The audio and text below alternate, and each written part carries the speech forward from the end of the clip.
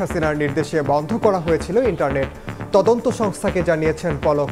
3 কর্মকর্তাকে জিজ্ঞাসাবাদের অনুমতি ট্রাইব্যুনালের।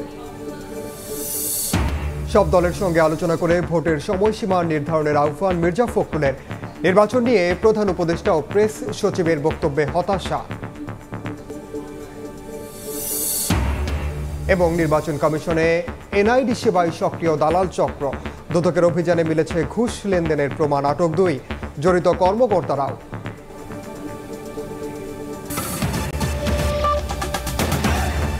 সময় সংবাদের সঙ্গে আছি আমি ওমর ইনান।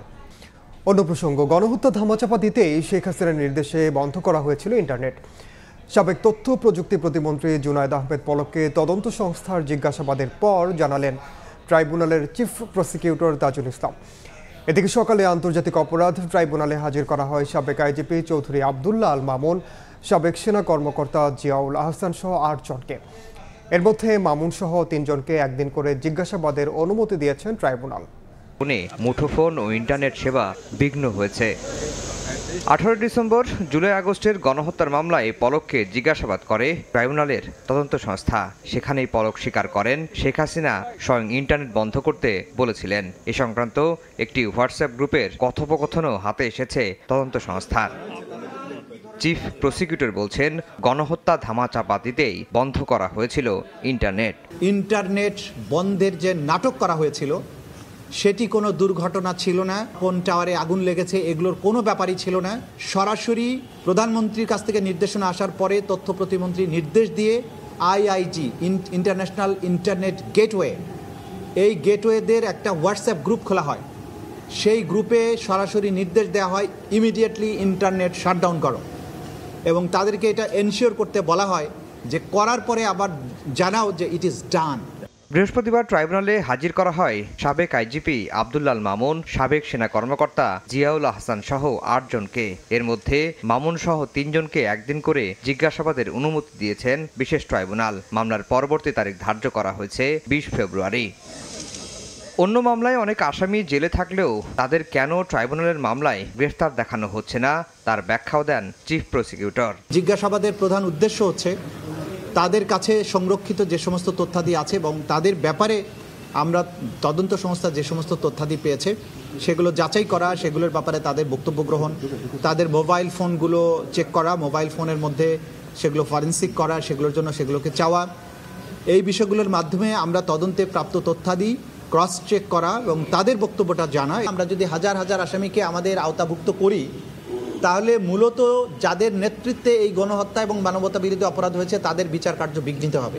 এদিকে ট্রাইব্যুনালে যারা জুলাই আগস্ট গণহত্যা নিয়ে সাক্ষ্য দেবেন তাদের নিরাপত্তা নিশ্চিতে আইনশৃঙ্খলা বাহিনীর সদস্যদের আহ্বান জানিয়েছেন চিফ প্রসিকিউটর। অন্যথায় ট্রাইব্যুনালের মাধ্যমে নেওয়া হবে আইনি পদক্ষেপ। আফজাল হোসেন, সময় সংবাদ, ঢাকা। পিলখানা হত্যাকাণ্ডে সাবেক প্রধানমন্ত্রী শেখ হাসিনা সহ 58 জনকে আসামি করে ট্রাইব্যুনালে অভিযোগ জমা দিয়েছেন শহীদ সেনা কর্মকর্তার স্বজনরা। আসামিদের মধ্যে আছেন সাবেক সেনাপ্রধান মঈন ইউ আহমেদ এবং গোয়েন্দা সংস্থাগুলোর তৎকালীন প্রধানরাও। অভিযোগকারীরা বলছেন, সঠিক তদন্ত হলে হত্যাকাণ্ডের নেপথ্যের কারণ ও কুশীলবদের মুখোশ উন্মোচিত হবে। দেশের সার্বভৌমত্ব ধ্বংস এবং সেনাবাহিনী বিডিআরের মনোবল ভেঙে দিতে পরিকল্পিতভাবে সেনা সদস্যদের হত্যা করা হয় বলেও অভিযোগ করেন তারা।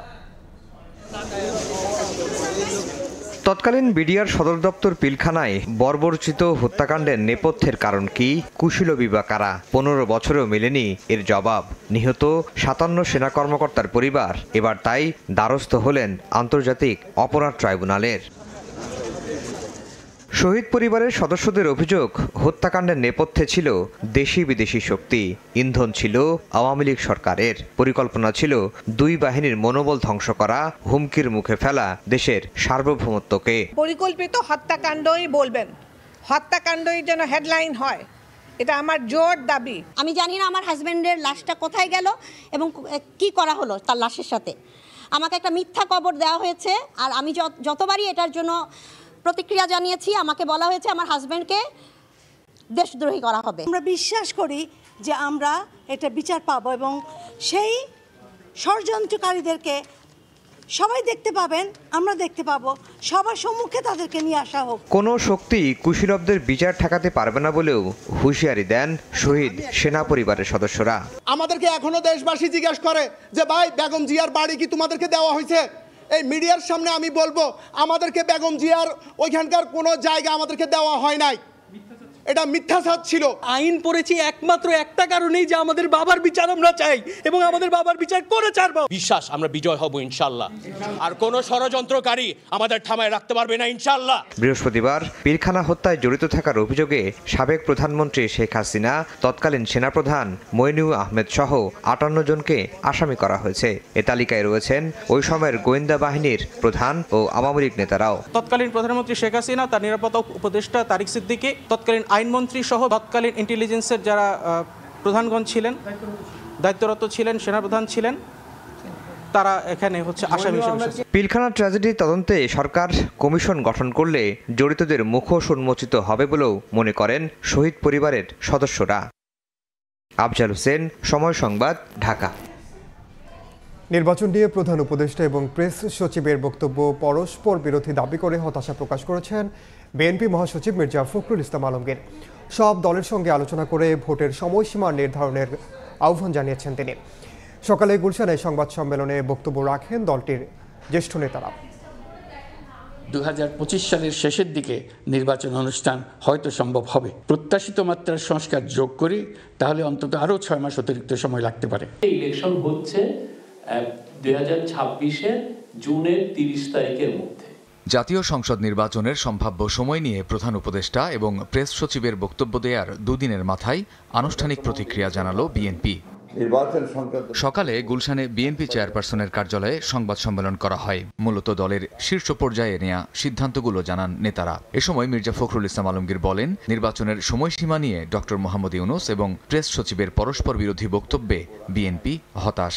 ডক্টর মোহাম্মদ ইউনূস নির্বাচনের সম্ভাব্য সময়সীমা 2025 সালের শেষ অথবা 2026 সালের প্রথম অংশ অনুষ্ঠানের কথা বলেন, যা একেবারেই অস্পষ্ট। অথচ তার প্রেস সচিব বলেন 2026 সালের জুন মাসের মধ্যে নির্বাচন অনুষ্ঠিত হবে, যা পরস্পর বিরোধী। এই ধরনের পরস্পর বিরোধী বক্তব্য আরও বিভ্রান্তি সৃষ্টি করবে। যেহেতু নির্বাচন কমিশন গঠিত হয়ে গেছে, সেহেতু নির্বাচন অনুষ্ঠানের বিলম্বের প্রয়োজন নেই। যৌক্তিক তো মনে হয়নি, জানো তো আমরা বলেছি যে আমরা হতাশ হয়েছে এটাতে। সব দলকে নিয়ে আলোচনা করে নির্বাচনের সময়সীমা চূড়ান্ত করার দাবি জানানো হয় বিএনপির পক্ষ থেকে। তাদের দায়িত্ব হচ্ছে এখন সমস্ত স্টেক হোল্ডারদের সঙ্গে আলোচনা করে এই বিষয়ে যেন কোনো বিভ্রান্তি সৃষ্টি না হয়, সেই হিসাবে একটা তারিখ নির্ধারণ করা, সময় নির্ধারণ করা যেতে পারে এবং সেটাই উচিত বলে আমরা মনে করি। এছাড়া 85 সংশোধনী আংশিক বাতিল ইস্যুতেও নিজেদের অবস্থান তুলে ধরে বিএনপি। জ্যেষ্ঠ নেতারা বলছেন, আদালতের রায়ে স্পষ্ট হয়েছে সংবিধান সংশোধনের এখতিয়ার নির্বাচিত সংসদের। আমরা এটাকে অ্যাপ্রিসিয়েট করি। এটা একটা বিচার বিভাগীয় স্বীকৃতি মিলল যে সংসদ, একমাত্র সংসদই হচ্ছে উপযুক্ত ফোরাম যে কোনো রকমের সাংবিধানিক সংশোধনের জন্য। মাননীয় আদালত সংসদের উপরে এই জন্যই ছেড়ে দিয়েছেন যে ওখানে কিছু রাজনৈতিক সিদ্ধান্তের বিষয় আছে বলে আদালত হয়তো মনে করেছেন। নির্বাচন নিয়ে রাজনৈতিক দল এবং দেশবাসী কোনো বিভ্রান্তি চায় না বলেও দাবি করেন বিএনপির শীর্ষ নেতারা। কামরুজ্জামান মামুন, সময় সংবাদ, ঢাকা। নির্বাচন উৎসব মুখর করতে কোনো দলকে বাধা দেবে না ইসি। দুপুরে রংপুরে নির্বাচন ব্যবস্থার সংস্কার নিয়ে মতবিনিময় সভায় কথা বলেছেন কমিশনের প্রধান ডক্টর বদিউল আলম মজুমদার। 31 ডিসেম্বরের মধ্যে প্রধান উপদেষ্টার কাছে সংস্কার প্রস্তাব দেয়া হবে বলেও জানান তিনি। নির্বাচনে অংশ নিতে পারবে, তাদেরকে কি সুযোগ দেওয়া হবে কিনা? আমি তো কোনো বাধা দেখছি না। এই যে কোনো রকম বাধা তো তাদের জন্য সৃষ্টি করা হয়েছে বলে আমি তো দেখছি না। আওয়ামী লীগের ব্যাপার আমরা চাই যে একটা অন্তর্ভুক্তমূলক নির্বাচন, তো সব দলের অবশ্যই যারা নির্বাচনের জন্য তারা প্রস্তুত হয়ে নির্বাচনে অংশগ্রহণ করতে পারবে এবং কোনো রকম বাধা বিপত্তি তাদেরকে দেওয়া হবে না, বাধার জন্য বাধা সৃষ্টি করা হবে না, সেরকম আমরা একটা নির্বাচন চাই এবং আমি আশা করি যে সব দলেই এই নির্বাচনে অংশগ্রহণ করবে। নির্বাচন কমিশনে জাতীয় পরিচয়পত্র সেবায় ঘুষ লেনদেনের বিশাল নেটওয়ার্কের প্রমাণ পেয়েছে দুদক। বৃহস্পতিবার ইসিতে অভিযানে এসে 2 দালালকে আটক করে দুদকের ভ্রাম্যমাণ আদালত। আর জাতীয় পরিচয়পত্র নিবন্ধন অনুবিভাগের মহাপরিচালক জানালেন, কয়েক লাখ এনআইডি সংশোধনের অপেক্ষায় থাকার সুযোগ নিয়েছেন ইসির কর্মকর্তা কর্মচারী সহ দালাল চক্র। আগামী 3 মাসের মধ্যে সমাধানের আশ্বাস দিলেন এনআইডি মহাপরিচালক। নির্বাচন কমিশনে অভিযান চালাবে দুদক, এমন বার্তা অভিযানে আসার 1 ঘন্টা আগেই নির্বাচন কমিশনে পৌঁছে দেয় দুদক। আগেভাগেই অভিযানের বার্তা জেনে যাওয়ায় নড়ে চড়ে বসেন নির্বাচন কমিশনের কর্মকর্তা কর্মচারীরা। ঘণ্টাখানেক পরই নির্বাচন প্রশিক্ষণ ইনস্টিটিউটের সামনে অভিযান চালিয়ে 2 দালালকে আটক করে প্রতিষ্ঠানটি। পরে নির্বাচন ভবনে অভিযানে আসে দুদকের 4 সদস্যের একটি প্রতিনিধি দল। জাতীয় পরিচয়পত্র অনুবিভাগের মহাপরিচালকের দফতরে অভিযানের নানা বিষয় তুলে ধরে দুদক। এনআইডি সংক্রান্ত সেবায় ঘুষ লেনদেনের বিশাল নেটওয়ার্কের প্রমাণ পেয়েছে দুদক বলেও গণমাধ্যমকে জানানো হয়। এই ভবনের চারপাশে আমরা একটু গতিবিধি পর্যবেক্ষণ করছিলাম ছদ্মবেশে সেবা গ্রহীতা সেজে। পাশের যে কম্পিউটার দোকানগুলো আছে এখানে তার সমস্যার কথা বলে যে আমার এনআইডি কারেকশন করতে হবে, তাদের কাছে একটা অ্যামাউন্ট দাবি করে, যেটা আমাদের অভিযোগের যে অভিযোগ আছে অভিযোগের সাথে দেখা যায় সত্যতা পাওয়া যায় আর কি। এই বিষয়ে কিছু লেনদেনের অভিযোগ আছে, সেগুলো আমরা এখন যাচাই বাছাই করব, পরবর্তীতে আমরা প্রতিবেদন দাখিল করব। পরে এনআইডি মহাপরিচালক জানান, ঘুষ লেনদেনের ব্যাপারে কমিশনের কেউ জড়িত প্রমাণিত হলে ব্যবস্থা নেওয়া হবে। একই সঙ্গে এনআইডি সংশোধনে দুর্নীতি বন্ধে আগামী 3 মাসের মধ্যে সংশোধনযোগ্য সকল এনআইডির আবেদন নিষ্পত্তি করার আশ্বাসও দেন মহাপরিচালক। তো আমরা যদি এই আবেদনগুলো নিষ্পত্তি করতে পারি তাহলে আমরা একটা দিক থেকে কিছু মানুষ প্রতিকার তো পাবেনই, পাশাপাশি এই দুর্নীতির সুযোগটাও কমে আসবে। আর যারা জড়িত তাদেরকে আপনার আইডেন্টিফাই করে তাদের বিরুদ্ধে আমাদের সরকারি নিয়ম অনুযায়ী এবং রাষ্ট্রীয় যে সমস্ত আইন কানুন আছে সেই অনুযায়ী যা যা করার আমরা তা করব। এনআইডি সেবায় ঘুষ লেনদেন গণমাধ্যমের এমন সংবাদের ভিত্তিতে ইসিতে অভিযানের সিদ্ধান্ত নেয় দুদক। কাউসারা চৌধুরী কুমু, সময় সংবাদ, ঢাকা। অনিয়ম, দুর্নীতি ও অর্থ আত্মসাতের অভিযোগে ওবায়দুল কাদের, সালমান এফ রহমানের বিরুদ্ধে অনুসন্ধানের সিদ্ধান্ত নিয়েছে দুদক। বিকেলে সংবাদ সম্মেলনে এ তথ্য জানান দুদকের মহাপরিচালক মোহাম্মদ আক্তার হোসেন। জানান 137 বাস ক্রয়ের অনিয়মে সাবেক সড়ক পরিবহন মন্ত্রী ওবায়দুল কাদের ও সাবেক সচিব ABM আমিন উল্লাহ নুরীর বিরুদ্ধে অনুসন্ধানের সিদ্ধান্ত নিয়েছে সংস্থাটি এবং ক্ষমতার অপব্যবহার করে ঋণের নামে 1907 কোটি টাকা আত্মসাতের অভিযোগ সালমান এফ রহমানের বিরুদ্ধে অনুসন্ধান করবে দুদক। এছাড়াও অর্থ পাচারের অভিযোগে সাবেক খাদ্যমন্ত্রী সাধন চন্দ্র মজুমদারের বিরুদ্ধে মামলা করেছে দুর্নীতি দমন কমিশন। একই সঙ্গে 1092 কোটি টাকা আত্মসাতের অভিযোগে ইসলামী ব্যাংকের এমডি এস আলমের 2 ভাই, ছেলেসহ 58 জনের নামে চট্টগ্রামে দুদকের মামলা হয়েছে বলেও জানান সংস্থাটির মহাপরিচালক। অভিযোগ সংশ্লিষ্ট জনাব সাধন চন্দ্র মজুমদার 43,4,47,375 টাকার অস্বাভাবিক লেনদেনের মাধ্যমে মানি লন্ডারিং অপরাধে ইতিমধ্যে মামলা রুজু করা হয়েছে। জনাব ওবায়দুল কাদের সাবেক সড়ক পরিবহন মন্ত্রী ও ABM আমিন উল্লাহ নুরী সাবেক সচিবের বিরুদ্ধে 137 বাস কেনা নিয়ে কারসাজির একটি অভিযোগের প্রেক্ষিতে দুর্নীতি দমন কমিশন অনুসন্ধানের সিদ্ধান্ত গ্রহণ করেছে। জনাব Salman F Rahman IFIC bank PLCর বিরুদ্ধে ক্ষমতার অপব্যবহার 1907 কোটি টাকা ঋণ মঞ্জুর ও বিতরণ দেখিয়ে আত্মসাতের অভিযোগ ও অনুসন্ধানের সিদ্ধান্ত গৃহীত হয়েছে।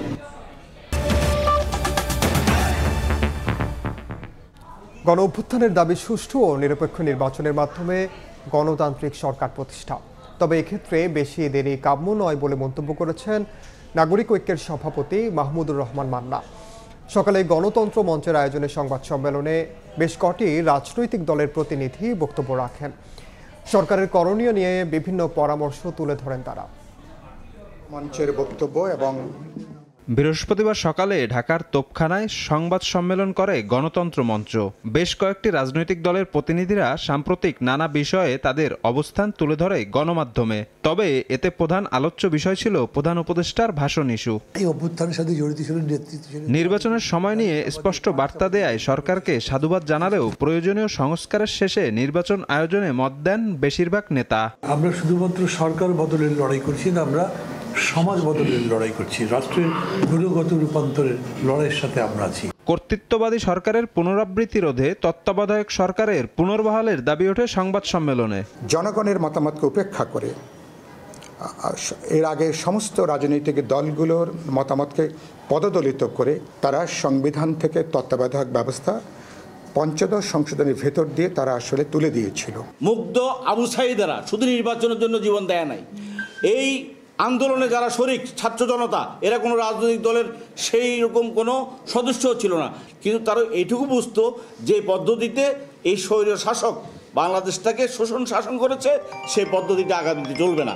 আইন শৃঙ্খলা পরিস্থিতির অবনতি, আমলাদের অপেশাদার আচরণ এবং দ্রব্যমূল্য নিয়েও অসন্তোষ জানান নেতারা। ব্যক্তিগত আক্রোশ নিয়ে এই আমলারা আজকে যে কাদা ছুড়াছুড়ি করে মানুষকে হয়রানির মধ্যে জেলে পাঠাচ্ছে, অনুরোধও করব, হুঁশিয়ারি করব, আপনারা ব্যক্তিগত আক্রোশ থেকে বেরিয়ে আসুন। আমরা 4 মাস পার হয়ে যাবার পরেও এখনো পর্যন্ত নিত্য পণ্যের বাজার এখনো মানুষের ক্রয় ক্ষমতার মধ্যে আসেনি। দেশের বর্তমান পরিস্থিতিতে সরকারের প্রতি নিজেদের পরামর্শ তুলে ধরা হয় সংবাদ সম্মেলনে। মামলাটা মহিবুল হকের উপরে। শফিক মুন্সি, সময় সংবাদ, ঢাকা। ফেব্রুয়ারি মার্চের মধ্যেই গঠিত হতে পারে তরুণদের রাজনৈতিক দল।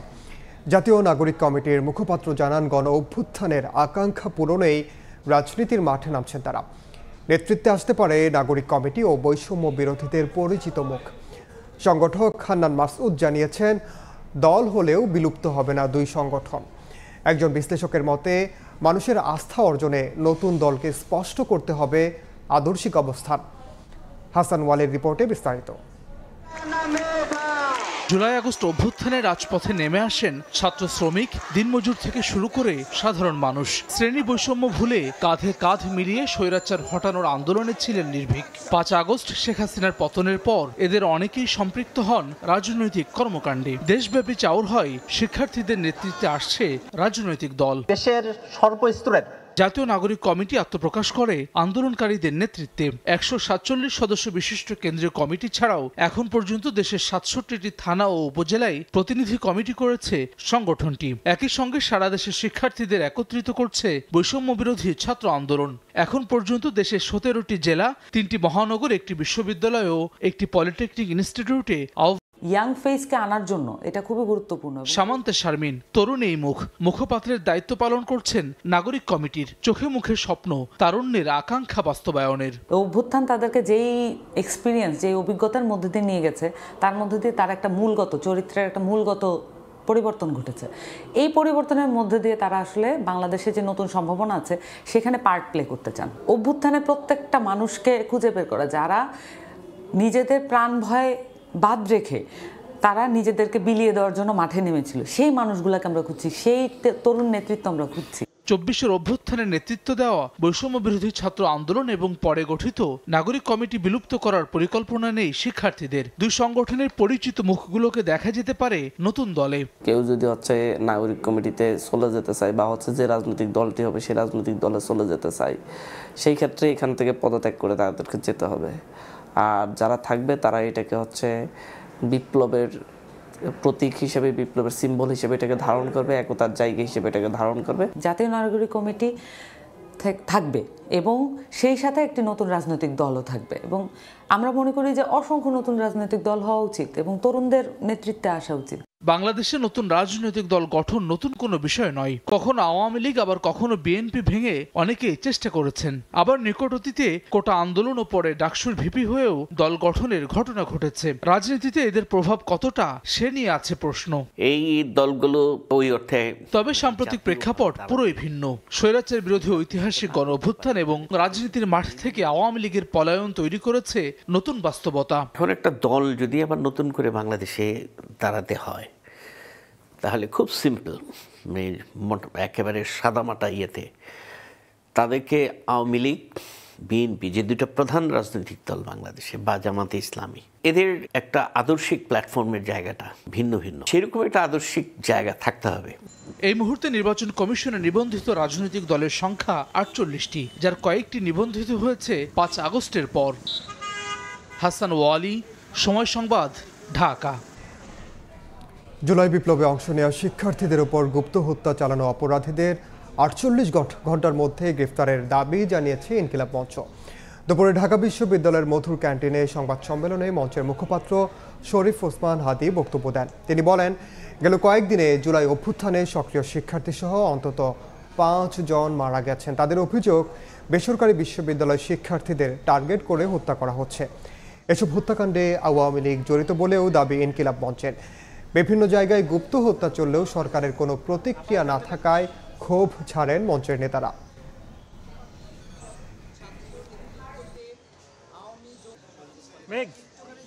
5 জুলাই বিপ্লবী ভাইকে হত্যা করা হয়েছে, বাকি 5 জনকে মারাত্মকভাবে আহত করা হয়েছে, জীবন নাশের হুমকি দেওয়া হচ্ছে। প্রত্যেককে গ্রেফতার করতে হবে। যদি আগামী শুক্র এবং শনিবারের মধ্যে না পারে, 22শে ডিসেম্বর রবিবার ঠিক 12টায় শাহবাগ জাদুঘরের সামনে থেকে মিছিল নিয়ে আমরা ইনকিলাব মঞ্চের পক্ষ থেকে ছাত্র জনতা প্রধান উপদেষ্টার বাসভবনের সামনে যাব ছাত্র জনতার অনশন কর্মসূচি পালন করার জন্য। বাংলাদেশ পাকিস্তান সম্পর্ক জোরদারে একমত হয়েছেন প্রধান উপদেষ্টা ডক্টর মোহাম্মদ ইউনূস এবং পাকিস্তানের প্রধানমন্ত্রী শাহবাজ শরীফ। মিশরের কায়রোয় D8 সম্মেলনের ফাঁকে দুই সরকার প্রধানের সাক্ষাতে দ্বিপক্ষীয় নানা বিষয়ে আলোচনা হয়। চিনি শিল্প এবং ডেঙ্গু ব্যবস্থাপনার মতো নতুন ক্ষেত্রে সহযোগিতা বাড়াতে ইচ্ছা প্রকাশ করেন তারা। অধ্যাপক ইউনূস এবং শাহবাজ শরীফ সার্কের পুনরুজ্জীবনের বিষয়েও আলোচনা করেন। অধ্যাপক ইউনূস পাকিস্তানকে 1971 সালের ইস্যুগুলো নিষ্পত্তি করার আহ্বান জানান। পাকিস্তানের প্রধানমন্ত্রী বলেন, 1974 সালের বাংলাদেশ, পাকিস্তান এবং ভারতের ত্রিপক্ষীয় চুক্তিতে বিষয়গুলো মীমাংসা হয়েছে, কিন্তু যদি অন্যান্য অমীমাংসিত সমস্যা থাকে তবে সেগুলো আবারও দেখা হবে। অধ্যাপক ইউনূস ভবিষ্যতে সম্পর্ক উন্নয়নে 71-এর ইস্যুগুলো সমাধানের তাগিদ দেন। এদিকে বাংলাদেশের সঙ্গে পাকিস্তান কৌশলগত সম্পর্কে আগ্রহী বলে জানান দেশটির প্রধানমন্ত্রী।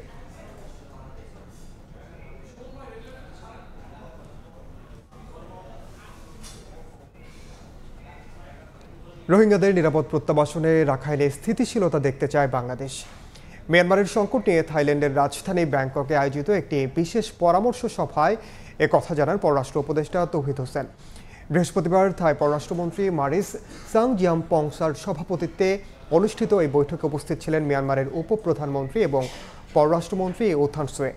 বৈঠকে রোহিঙ্গা প্রত্যাবাসন, সীমান্ত সুরক্ষা এবং মিয়ানমারের রাজনৈতিক স্থিতিশীলতার বিষয়ে টেকসই পদক্ষেপ নিতে আহ্বান জানানো হয়।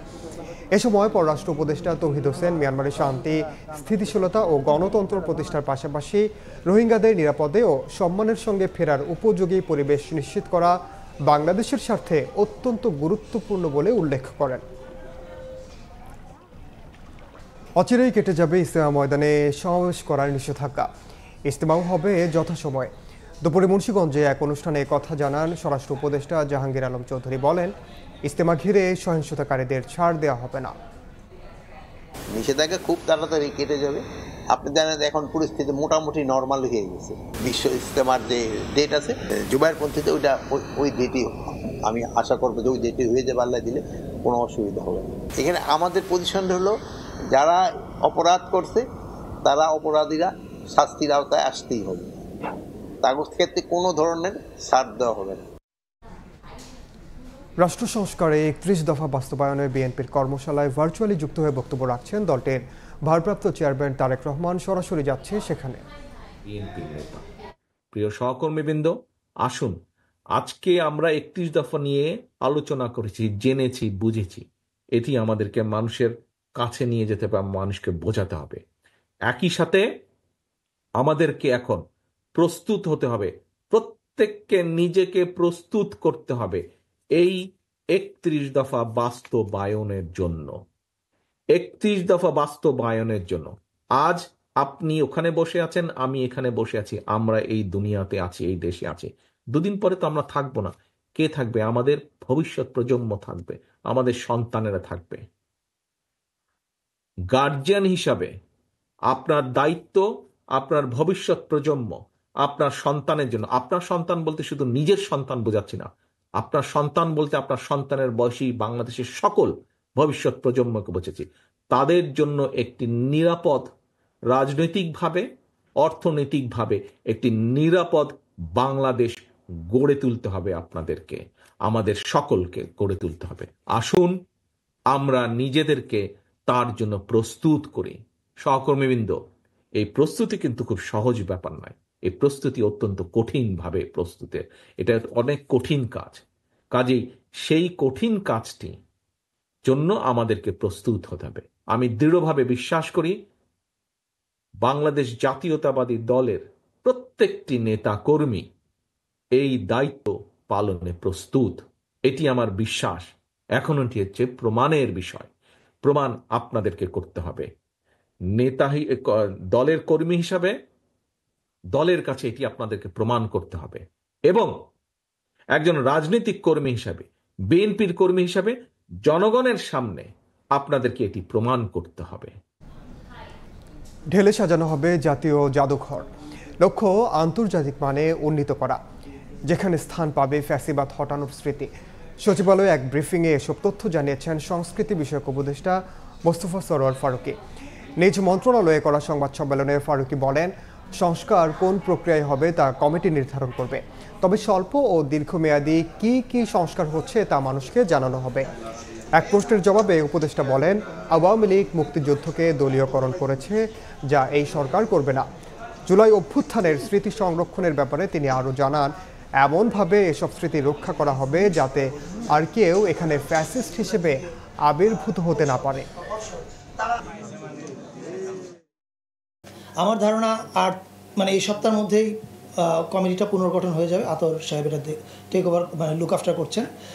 কমিটি পুনর্গঠন হয়ে যাওয়ার পরেই একটা কমিটির বৈঠক বসবে, এবং বৈঠক বসার পরে আমি নিশ্চিত ওই মিটিংয়ের আলোচনার আলোকে ওনারা ওনাদের ভিশন রেডি করবে যে আমরা কি করতে চাই, এবং ওনারা নিশ্চয়ই শর্ট টার্ম কিছু ভিশন করবে যে 3 মাসে কী করব, 6 মাসে কী করব, 1 বছরে কী করব।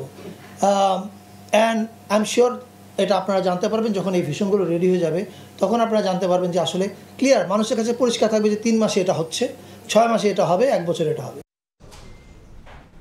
ঢাকা শহরে শ্বাস নেয়ায় যেন এক ভোগান্তির নাম। বায়ু দূষণের মাত্রা ছাড়িয়েছে বিপদ সীমা।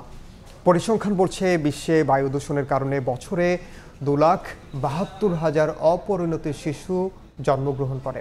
আর বাংলাদেশে দূষণজনিত মৃত্যুর 80% কারণ বায়ু দূষণ। বিশেষজ্ঞরা বলছেন, দূষণের মূল কারণ অপরিকল্পিত নগরায়ন। বিস্তারিত চন্দ্রিমা চৌধুরীর রিপোর্টে। রাজধানীর মোহাম্মদপুর বেড়িবাঁধ নির্মাণ নীতিমালার তোয়াক্কা না করে চলছে সংস্কার কাজ। রাস্তার পাশে খোলা নির্মাণ সামগ্রী দেখে মনে হতে পারে যেন ধুলা ওড়ানোর জন্যই এত আয়োজন। বিষাক্ত ধোঁয়ায় ছেয়ে গেছে নগরী। তীব্র বায়ু দূষণে স্থানীয়দের জীবন দুর্বিষহ। এলাকাবাসীর সঙ্গে কথা বলতে গেলে ক্ষোভে ফেটে পড়েন তারা। জানান, বছরের পর বছর এই অবস্থা চলতে থাকলেও নেওয়া হয়নি কোনো পদক্ষেপ। এই মিক্সারের গাড়িগুলাইনি হালাইলে তার দুধ হইয়া দেখা জনগণের যে দুর্ভোগ এটা দেখার লোক এই দুনিয়া এই বাংলাদেশে নাই। অস্বাভাবিক বায়ু দূষণের সবচেয়ে বেশি ঝুঁকিতে নারী ও 5 বছরের কম বয়সী শিশুরা। এতে শরীরের সাথে দীর্ঘমেয়াদী প্রভাব পড়েছে মানসিক স্বাস্থ্যে। যারা প্রেগনেন্ট ওমেন, এই প্রেগনেন্ট ওমেনে যদি এই দূষিত বাতাসটা সে ইনহেল করে, তাহলে কিন্তু তার গর্ভের সন্তানেরও প্রবলেম হয়। বিশ্বব্যাংকের পরিসংখ্যান বলছে, শুধুমাত্র এই বায়ু দূষণের কারণে বছরে প্রায় 2,72,000 অপরিণত শিশু জন্মগ্রহণ করে। এই বায়ু দূষণ রোধ করা গেলেই দেশে বছরে প্রায় 1,33,000 মানুষের অকাল মৃত্যু ঠেকানো সম্ভব। অপরিকল্পিত নগরায়ন ও মনিটরিংয়ের অভাবকেই দুষছেন নগর পরিকল্পনাবিদ। উন্নয়ন তত্ত্বের একটা পরিবর্তন দরকার। ঢাকা এমন অবস্থা চলে গিয়েছে, ঢাকা শহরের আর নতুন একটা ইট নেবারও ক্ষমতা নাই। যত আয়োজন, সব ব্যবসায়ীরা তাই চায় যে ঢাকাকে মেরে ফেলা হোক। যোগাযোগ বিশেষজ্ঞ বলছেন, যানবাহন ও শিল্প কারখানার কালো ধোঁয়ার বাইরেও নীরব ঘাতক এখন নির্মাণ সামগ্রীর উড়ন্ত ধুলা। দেখা যাচ্ছে ইঞ্জিন অয়েলটা চেঞ্জ করে না, ঠিকমতো রক্ষণাবেক্ষণ করে না মালিক, এবং বিআরটিও দেখা যাচ্ছে যে যখন ফিটনেসের জন্য যায় তখন তারা এই মেইনটেন্যান্সগুলো করেছে কিনা সেটা চেক করে না। ফলে দেখা যাচ্ছে যে অনবরত কিন্তু আমরা বায়ু দূষণের শিকার হচ্ছি। এটি রাজধানী ঢাকার কোনো নতুন চিত্র নয়। সারা বিশ্বে বায়ু দূষণের শীর্ষে অবস্থান করা 180টি দেশের মধ্যে বাংলাদেশের অবস্থান 162তম। প্রতি বছর দূষণজনিত কারণে যে পরিমাণ মানুষের মৃত্যু হয়, তার মধ্যে 80% মানুষের মৃত্যু হয় বায়ু দূষণের কারণে। অথচ সারা শহর জুড়ে কোনো নিয়ম নীতির তোয়াক্কা না করে চলছে উন্নয়নমূলক কর্মকাণ্ড।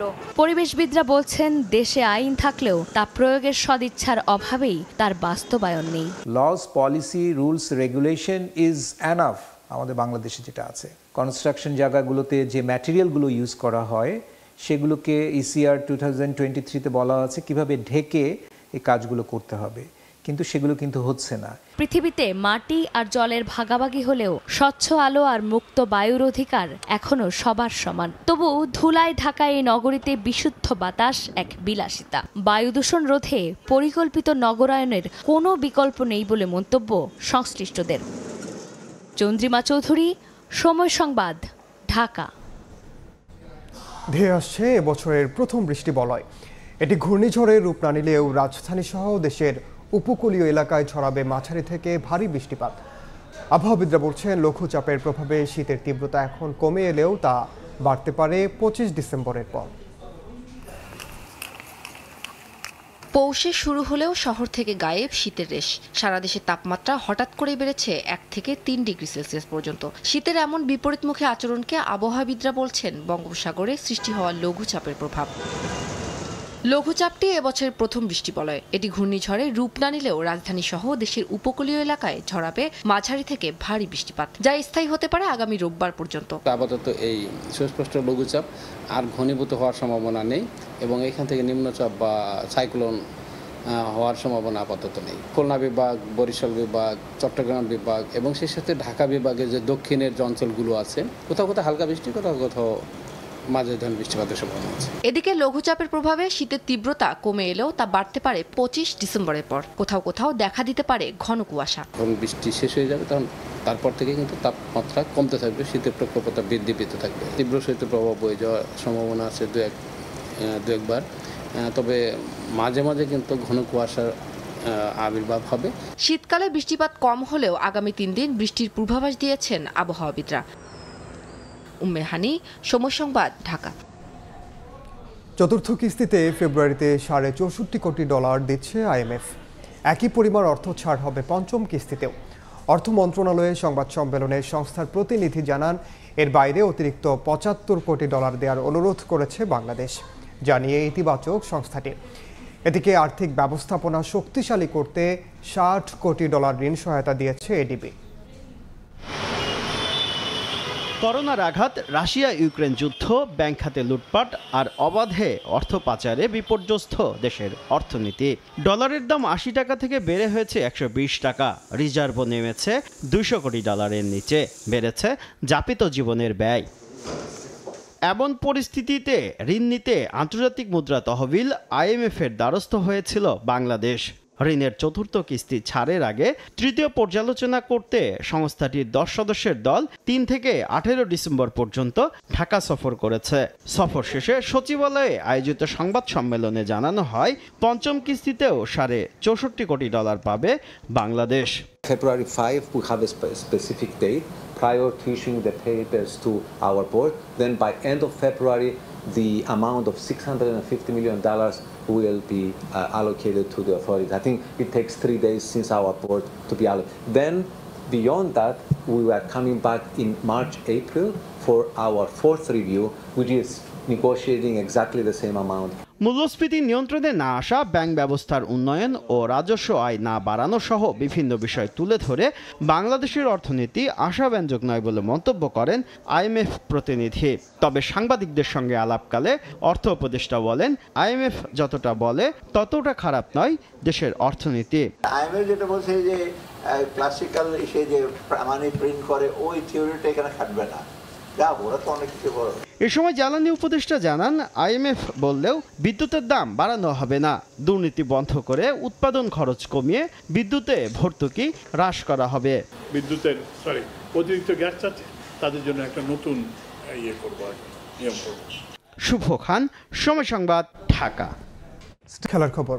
ওয়েস্ট ইন্ডিজকে হোয়াইট ওয়াশের লক্ষ্য নিয়ে কাল তৃতীয় টি20তে মাঠে নামবে বাংলাদেশ। ম্যাচ শুরু হবে ভোর 6টায়। ওয়ানডেতে হোয়াইট হাউস হলেও টি20 সিরিজের রীতিমতো অপ্রতিরোধ টাইগাররা। সেন্ট ভিনসেন্টে 1 ম্যাচ হাতে রেখে এই সিরিজ জয় নিশ্চিত করেছে লিটনের দল। এবার মিশন ক্লিন সুইপ। আর্ডোস ভ্যালে গ্রাউন্ডে সংক্ষিপ্ত ফরম্যাটে 6 ম্যাচ খেলে 4টিতেই জিতেছে বাংলাদেশ। সব মিলিয়ে তাই বেশ উজ্জীবিত দল। তবে শেষ ম্যাচে উইনিং কম্বিনেশন ভাঙতে হচ্ছে ফিল সিমন্সকে। দ্বিতীয় টি20তে ফিল্ডিংয়ের সময় আঙ্গুলে চোট পাওয়ায় ছিটকে গেছেন সৌম্য সরকার। তার পরিবর্তে একাদশে ফিরতে পারেন আফিফ হোসেন কিংবা পারভেজ ইমন। জয় দিয়ে বছরের শেষটা রাঙাতে চায় লাল সবুজের প্রতিনিধিরা। এদিকে নিজেদের মাটিতে হোয়াইট ওয়াশ এড়াতে মরিয়া দুবারের বিশ্ব চ্যাম্পিয়ন ওয়েস্ট ইন্ডিজ।